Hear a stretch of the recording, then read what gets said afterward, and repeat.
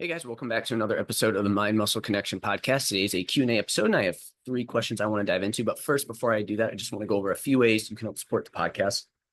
So first, if you found this podcast be helpful in any way, if you could leave a rating and review, and that will help people find this podcast. And I want to continue to grow it. And the best way to do that is if people know that people actually listen to this. So again, appreciate everybody who listens. And also, if you're new to this, obviously give it a couple episodes before you do anything like that and make sure it's worth your time there. Next, if you haven't yet, give me a follow on Instagram, Jeff, HOEHN_.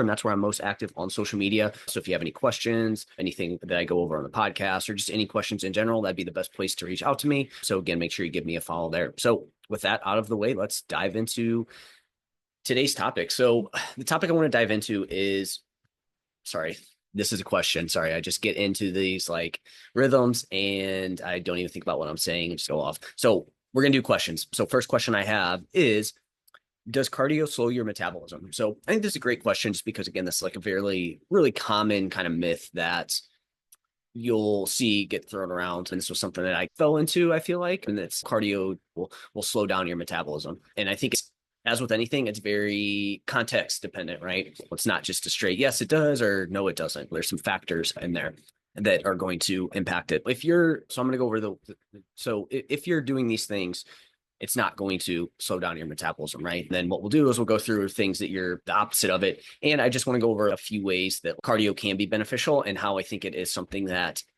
is overlooked when it comes to people who are looking to improve their body composition. This is something, again, that I fell into the trap of. Again, there was people for a while were like, oh, hey, you just got to run, do a bunch of cardio and you lose weight. So then that was like how it was for a while. And then the pendulum kind of swung the other way of like, no, you just need to lift weights. Cardio is a waste of time. It's going to slow your metabolism. That's why you're not losing weight, etc. And I think both ends of the extreme there are wrong. And we need to be somewhere in the middle there. And so because of those things, when it comes to body composition, like people are now at that point to where it's like, oh, hey, you don't need to do any cardio. It's not going to be there's not going to be any extra benefit of doing that. And again, I'll also talk about how to me, when it comes to body composition change and overall health, which they are two separate, but they're also very like, you need both, like you need the overall health to improve your body composition. And obviously, if we're going to look good, we obviously want to make sure we're looking good underneath the hood as well too. And so with cardio, I think there's a lot of benefit from doing that from an overall health standpoint, which in turn will help your body composition. Okay, so to answer that first question though, does cardio slow your metabolism? So first, if you're properly fueling yourself regularly, so what I mean by that is if you aren't eating in a large deficit, right? Where again, you're like, and this goes back to people just do cardio to burn calories and to lose weight. And then they also combine it with restricting their energy. It's okay. That is going to, your metabolism will technically slow down, right? And I think doing more cardio is going to slow it down. You become more efficient with the movement. So it's like not only get your body, as you like do more cardio and you do this in this energy restricted state, your body does start to compensate, right? It will compensate elsewhere throughout the day in terms of energy expended. And as we get more efficient with any type of movement, it's like how the amount of calories you burned initially compared to later on, as you get better at the movement and your body gets used to it, it adapts to it and everything, you will burn less calories doing that movement, right? Your body just becomes more efficient because at the end of the day, like when we think from an evolutionary standpoint,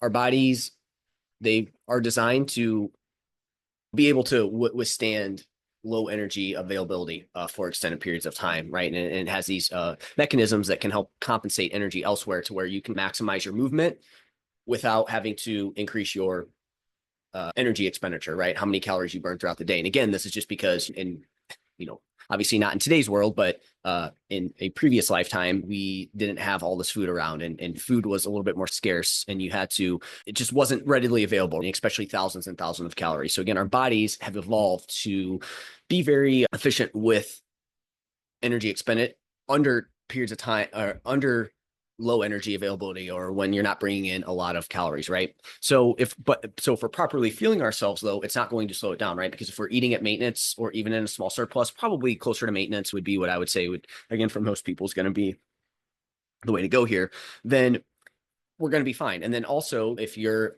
in this deficit that's not too large, you're covering all your bases in terms of micronutrients, you're getting enough protein in, then the impact's going to be minimal, right? It's where you get into you get this kind of avatar that they start doing cardio to burn a lot of extra calories, and then they also really try to restrict their food intake, right? But they're not focused on food quality or their macros or their micros or anything like that. That's where you're going to start to run into issues here. So if we're properly fueling ourselves, again, eating at least at maintenance, which if you're doing a lot of movement, your maintenance probably could be a little bit higher than you think. So you're also bringing in a good amount of food here. That's going to put your body in a great position to maintain its metabolism and allow you to really do well in your cardio sessions and really push. But if we are doing it for the calorie burn to increase, like I said, how many calories we burn, then that's where, and you're eating in a large deficit or a deficit, that's where we'll start to slow your metabolism over time for the reasons that I mentioned earlier. Second, if we're lifting weights, again, it's not really going to slow our metabolism. So to come back to this, if we're not eating a too large of deficit, we have a lot of our bases covered from a nutrition standpoint, and we're lifting weights combined with protein, it's probably not going to have as large of an impact on your metabolism. Whereas if we're not fueling ourselves in a large energy deficit, or just don't have a good base while we're in that energy deficit, we're not eating enough protein, and we're not lifting weights, you will start to lose some muscle in that process. And that can be something that slows down your metabolism. Again, that's where it's more indirect than anything. But if we're lifting weights, we're offsetting that because we're maintaining that lean body mass, which is very energy costly to maintain and to build.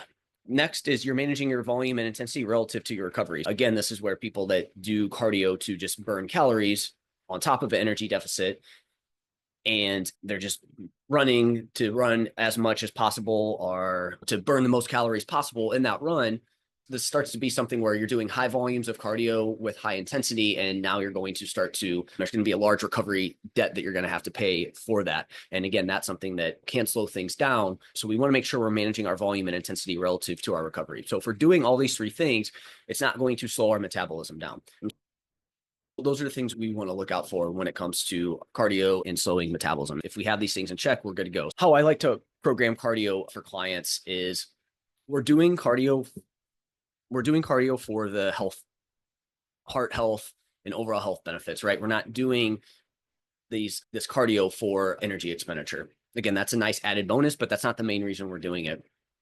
Now, what I will do from an energy expenditure standpoint is have clients aim for a overall activity goal through steps. Okay. So we have, like I said, this hierarchy from a body composition standpoint, right? If we're focused on body composition and health, that hierarchy is, hey, the first thing we want to make sure we're doing is we want to make sure we lift weights. From there, I would say / get your activity levels in, right? Those would be at the base. And that's going to be a little bit more body comp focused. But again, by getting your activity levels in through steps and not necessarily doing it through cardio, you're getting that energy expenditure. There's not that large recovery debt that you get from the more intense, more often you do from a cardio standpoint. And then from there, just slightly lower on, if we were to put this up, okay, the things I want you to get in the week, then it would be cardio. Obviously, we want to make sure you get cardio in.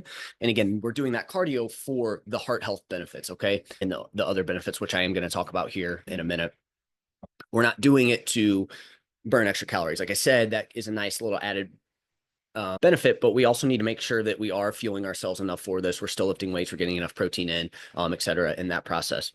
Some people will ask, is our steps cardio? And I guess for some people that could be, once you get into pretty decent cardio shape, it's like steps probably aren't going to do it. It's not going to get that heart rate high enough to consider it cardio, right?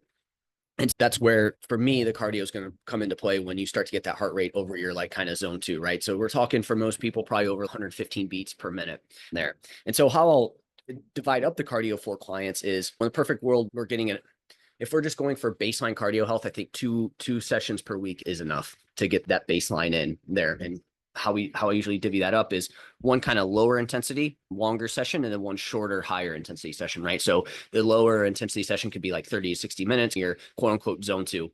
Don't get so caught up in like feeling like you need to be exactly in your zone 2. The kind of rule of thumb there is we want that cardio to be not too high of an intensity, but we also want it to be enough to where it's not just like you're walking and you're not getting that heart rate up enough, right? So you want to find that sweet spot. If you're doing the 5-zone scale, I think it's around that. I would say it's around that zone 2, maybe low zone 3 there. Just understand the more intense it gets, the shorter it needs to be in terms of duration, right?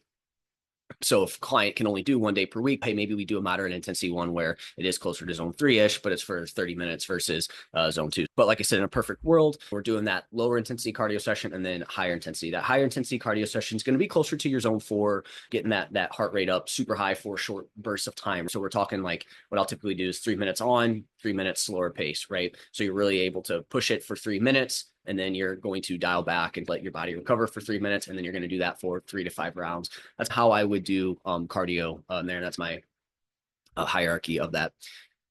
So just a few ways that cardio can benefit lifters, right? So if you're somebody who listens to this, maybe you've been very physique and body comp focused and you've neglected this, here's a few ways it can benefit you. So one, improve recovery between sets and workouts. So that's going to allow you to do more work potentially, right? You're at least going to have that capacity to do it. You're going to be able to recover quicker and do more, which in turn is going to help your muscle building and everything. If you can recover quicker in between sets and workouts, you're going to be able to put forth more effort in your sessions. It can improve your ability to handle discomfort and stay focused later in your set. So again, it's going to allow us to push closer to failure because we're going to be able to handle that fatigue, right? A big issue when it comes to building muscle, why people, sorry, can Zoom update it and it doesn't look like it's recording, but it is recording. Anyways, one of the issues here with building muscles, people, they don't take the target muscle close enough to failure, right? Other things become a limiting factor, or they just don't ever push it. And one of the things here is, that feeling of fatigue kicks in, and so things start to feel harder, and so you end that set a little bit early. Whereas if we can build this cardio base, it allows us to push into these sets a little bit further there. So improve nutrient partitioning, right? So again, it's going to help with insulin sensitivity. It's also going to help with metabolic flexibility. This is your body's ability to switch between burning fats and carbs for energy, right? That's not saying that you're going to burn body fat. It's just how your body burns, what fuel source it uses. And a lot of people aren't good at switching between those two, right? Especially if you aren't in good cardio health. So this is going to have an effect on your body composition, right? So that's where the indirect effects start to come in. You're just going to have lower fatigue overall from anything you do. Now, this is assuming that you're programming this out, right? If you're just going out and doing cardio and just expending as much energy and getting your heart rate as high as possible all the time, that is probably going to hurt your recovery, and you aren't necessarily going to have lower fatigue. You're just going to have a larger recovery debt. So if we're smart about this cardio, that's something that it can do there. And you're just going to have better overall health and longevity from this, right? It's going to help with cardiovascular health. It's going to help with metabolic health, right? These are all things that cardio is going to help with. And again, is it directly going to improve your body composition? No. Do you have to do cardio to improve your body composition? No. But it's only going to help, and it's going to help your health long term. And so that's why I think you need to add it in. So hopefully this was helpful. And at the end of the day, it does not burn or slow your metabolism. All right. So next question is how to make my muscle building workouts more efficient. I'm short on time. I love this. So 3 things we can do here. 1, we can train closer to failure. So like I said earlier, a big issue is people, you don't train close enough to failure. You may feel like you do, but you aren't taking that target muscle close to failure. Therefore, it's not that you're not building any muscle. It's just we're not being as efficient with our time that we can be. And then this is where in turn, people feel like they need to do a ton of volume to feel anything. So one of the main things I do with clients is we're not necessarily trying to increase how many sets you're doing. It's just, hey, let's improve your quality of each set and rep. And right there, you can knock off a good amount of volume, which in turn means you're going to be able to get this workout done in less time and get more out of it. Who doesn't want to be there, right? So again, we need to make sure that we are training closer to failure. And again, this isn't just, you feel like the workout feels hard. It's just, you need to make sure that the reason you can't get that next rep is because of, so you're doing bicep curls because your biceps are failing, not because your forearms are failing or because you're breathing heavy, which if you're breathing heavy during bicep curl, listen to the first part of this episode, you need to do some cardio. But we want to make sure that the target muscle is what we're taking that close to failure. And obviously under good technique too. You don't want to just do this with crap technique either. And this also doesn't mean you need to train to failure either, but we want to train closer to failure more often than not. So the less time same thing with cardio, right? The less volume you do, the closer to failure you can train there. And so again, if you can only train twice a week, hey, you probably can go to failure on most things within reason. Certain exercises maybe aren't great, but you get my point there. So one thing we can do is train closer to failure to make our workouts more efficient. Next, improve exercise selection. So what I mean by this is, yes, it's choosing better exercises for muscle growth, but also improving exercise selection in terms of limiting redundancy in your training. And so what I mean by that is the classic one, there's 2 classic ones here. Let's take we'll go 3 muscle groups. We'll go chest, back, and quads, and I'll go over what I mean by each one. So Chest, again, you just do like a bunch of incline variations. You do incline Smith machine, you do incline cable press, you do incline dumbbell press. You're doing different modalities of that movement, but you're doing the same one over and over again, right? We could be more efficient. We could do a movement that hits more of your upper chest. We could do a movement that hits more of your mid to lower chest, right? And that's going to you're going to get more out of that than just doing the same one over and over again, right? The same, different modality, but same variation of that movement. Back, again, you're doing like a pull down, and you just do different variations of pull downs, right? Without focusing on, hey, maybe for back, we need to do a row that hits the upper back. We need to do a row that hits the lats. We need to do a pull down variation that hits the lats. We need to do a pull down variation that hits your upper back, right? Versus just doing the same kind of movement. They're just different modalities. Again, that's some redundancy. If we can, and then for quads, it's, hey, let's do leg press, hack squat, pendulum squat, back squat. It's like you're doing the same type of movement over and over again, and you're not maxing out what you could from a time standpoint of, hey, maybe we do a leg extension with a hack squat, and then you do a split squat. You also combine this with training closer to failure, and you don't feel like you need to do 5 different movements of the same thing. So again, it's improving exercise selection, and then also just finding exercises that are better from a muscle building standpoint. I listened to a video recently from Eric Helms on exercise selection principles, and we don't need to have one of the principles is having stability in your exercise, but we also don't necessarily need to have the most stability either. We just need that stability to be sufficient. So an extreme example would be a back squat versus a back squat on a Bosu ball, right? Which one's going to be more stable? So again, we do want to make sure that we are doing exercises that are at least somewhat stable there, and things that we can actually perform. That's one way to make your workouts more efficient. And then lastly, this is where we can add in some fun stuff like rest pause sets, myo sets, drop sets, supersets, etc. Right? We can do some, based on the research, these things show that volume equated, they can grow just as much muscle, so long as you are training closer to failure on these things. So those are 3 ways to make your muscle building workouts more time efficient in turn. And then last question of the day, how to get activity in when weather is bad. Here in the States and on this side of the hemisphere, we are getting into the winter. For some people, it's going to be really hard to get outside and get movement in. Weather's just not as good. This one's definitely tough. It's part of it's, hey, you just need to tough up and get outside. Obviously, if it's like snowing, if there's inches of snow out, foot of snow outside, there's a blizzard, it's storming, lightning, it's okay, don't get outside. That's crazy. There does become a point to where you do need to get uncomfortable, but to an extent to where it's okay, now that's just crazy. Well, again, if it's just a little cold, or again, I would say the biggest one is, hey, it's a little cold out. Okay, you just need to get outside. I still think here in the winter time, it's important for you to get outside, get some sunlight. If there is one tip for you to take away from this question, it's get outside during the winter, even if you do have to bundle up. Obviously, make sure it's not snowing out and it's safe and everything like that. So that is part of it. Because I just feel like a lot of times I hear from clients like, it was super hot out, or hey, it was this, or it's too cold. When it gets warmer out, I'll get outside. And then when it gets warmer out, it's like, it's cooler outside, I'll do that. Now, then it's dark outside, which again, you want to be safe. Don't go out in the dark if it's not safe for you, right? But again, we can always just come up with some excuses as to why we can't get these in. So there is a little bit of, hey, get outside and just get it done. But in saying that, I have a walking pad, which can be helpful, and they aren't overly expensive. That can be an easy way to help you get steps. That's better than walking around the house in circles. So that's one way. Again, if you guys have any questions on them or specific ones, reach out to me. I'll shoot you over some recommendations. Otherwise, just finding more ways to move around your house or a place of work. So going to the furthest bathroom, right? That can be super helpful. Getting up every hour or so and just taking a lap or 2 around the house. You don't have to sit there and walk in circles, but just doing that, right? Because there is some benefit to spreading your movement out throughout the day versus just getting it all in at one time. So if you can do that, can help you there.